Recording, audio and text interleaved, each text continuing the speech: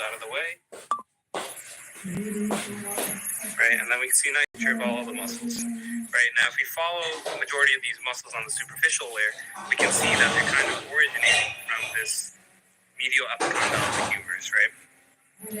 That's going to be the bony prominence on the humerus that is easily palpable. And you can see a lot of these muscles are going to be originating from here. So we're going to say generally that these muscles on the superficial aspect, which I'll mention, they're going to cross the elbow joint. So ideally speaking, when you think about functions related to these muscles, you're going to have some kind of flexion of the forearm at the elbow. So just keep that in mind going forward. So we'll go ahead and start by identifying a couple of the muscles.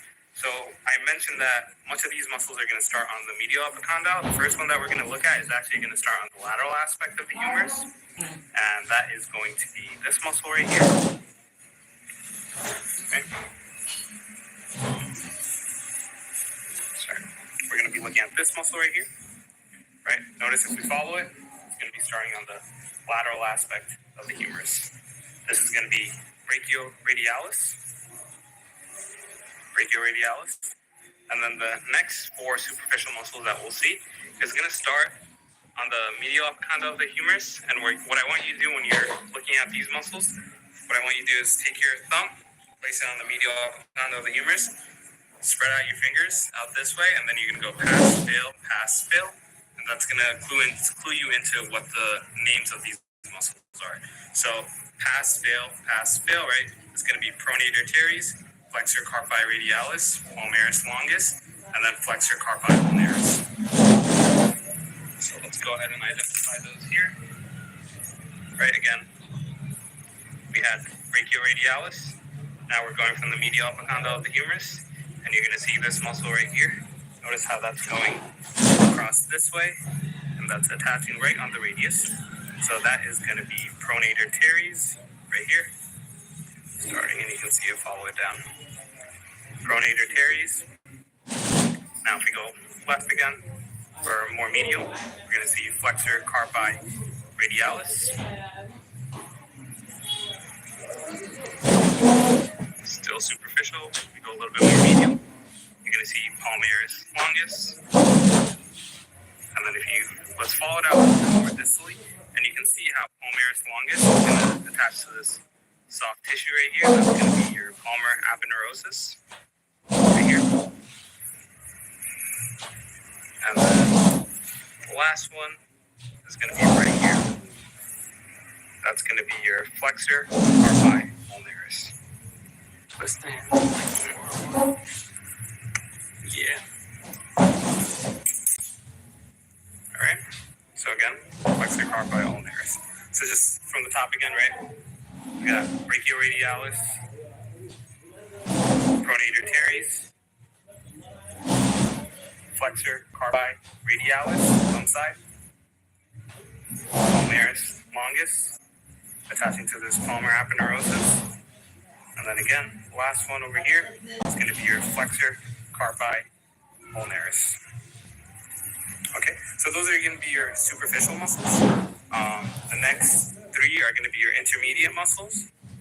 So what I'm going to do is I'm just going to go ahead and flex the hand a little bit, just so these muscles loosen up, right? So you got palmaris longus.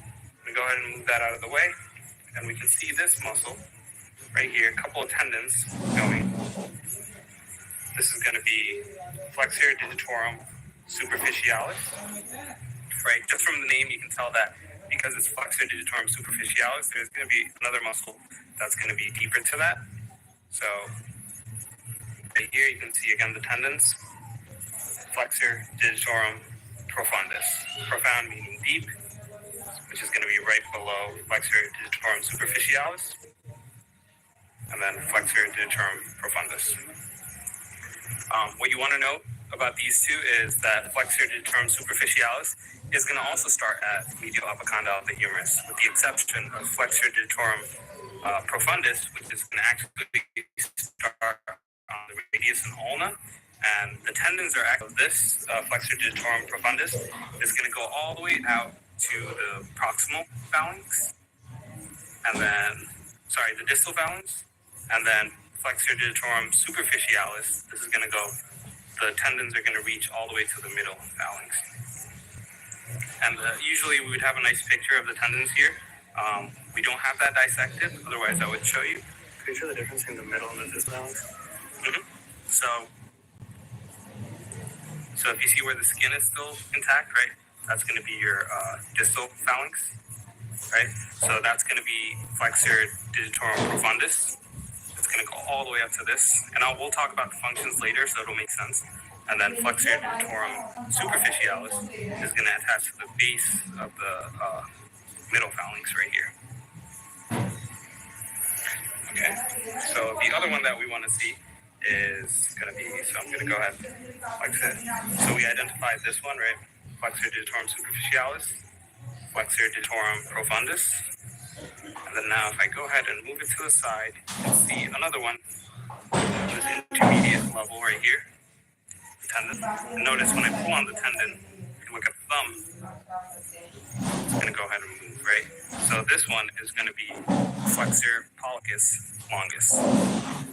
So any of the muscles that are going to the thumb is going to have the name pollex. And then again, as we mentioned previously, these are going to be the dis 2 through 5.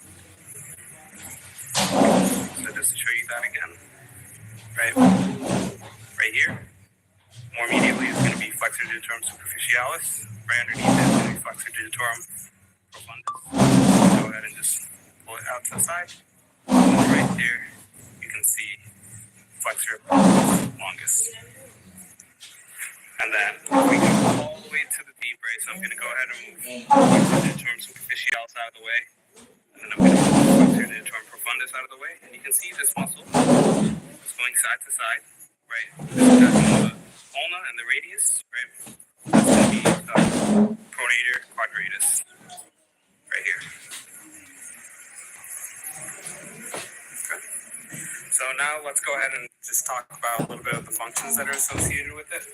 So if we go back to the top, right, we'll start with the one muscle on the anterior forearm that originates on the lateral aspect. So that's going to be brachioradialis again, right? Now notice when I pull on brachioradialis, the hand is kind of limp, right? It's not moving. So we can tell from that it's not crossing the wrist joint. So you won't get any kind of wrist movements associated with this muscle. So it's actually attaching on the styloid process of the radius. So because we said this is going to cross the elbow joint, right, because it's attaching from the lateral aspect, you follow this way, right? You can kind of follow, if you follow this one down, you can see it's attaching from starting at the lateral aspect, right? So once this contracts, you're going to have flexion of the forearm at the elbow, and that's pretty much it. That's the only movement that brachioradialis is going to do. Now let's look at the other muscles, right? We said if you fan out your fingers, you're going to have pronator teres, right? Flexor carpi radialis, and so on and so forth. So we'll look at pronator teres, right? Again, starts at the medial epicondyle of the humerus, crosses the elbow joint, so it's going to do flexion of the forearm at the elbow. And because it's coming across, and notice how it's attaching on the radius, seen right here underneath, once it pulls, it's going to pronate. And the function of this muscle is actually in the name itself as well, right? Pronator teres, so you're going to expect some kind of pronation. So again, it's going to do pronation of the forearm, and it's also going to do flexion of the forearm at the elbow. Next muscle we said right here, right? This is going to be flexor carpi radialis, right? And notice when I pull on this, compared to brachioradialis, you can see the hand wants to move, right? And that's because this is going to go out distally and it's going to attach on the head of the metatarsal, right? So because it crosses the wrist joint, we're going to see some kind of wrist action. So if you go back up here, right, we said it's going to originate from the medial epicondyle, so we're going to have flexion of the forearm at the elbow.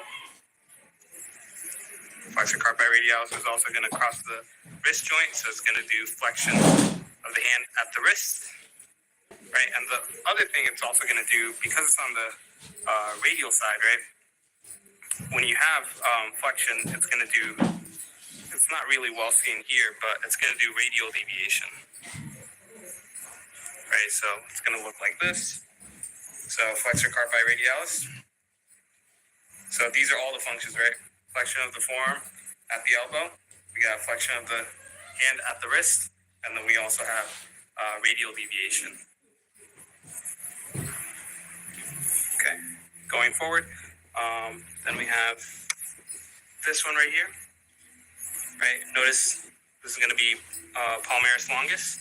That's going to start at the medial epicondyle of the humerus. So we're going to have flexion of the forearm at the elbow. And notice how I said earlier that this is going to attach on the palmar aponeurosis, this thin tissue right here, right? So what that's going to do is just going to tighten this soft tissue right here. So functionally, it's not going to do any kind of wrist movement. This is also a pretty variable muscle. A lot of people don't have it. I believe it's like 30% of the people will have it. So sometimes you can have it on one hand and the other hand might not even have it. Okay, so fanning across to the medial aspect. Remember we said this was flexor carpi ulnaris, right? Again, starting on the medial epicondyle of the humerus, you're going to have flexion of the forearm at the elbow. This is also going to be, it's pretty much same as flexor carpi radialis, right? They sound similar because this is going on the thumb side. This is called flexor carpi radialis. This is on the ulnar side, so flexor carpi ulnaris. So the functions are going to be pretty much the same.